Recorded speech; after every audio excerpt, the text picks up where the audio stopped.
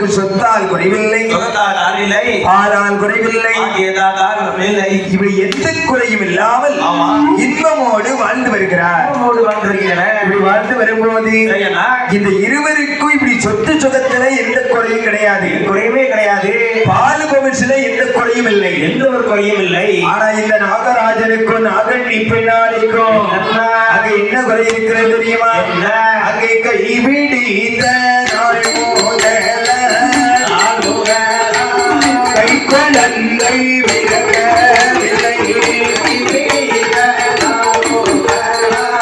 நாள் முதல கை குழந்தை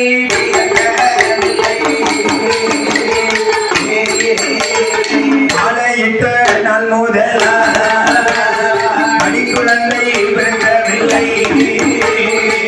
பிள்ளையது இல்லை என்று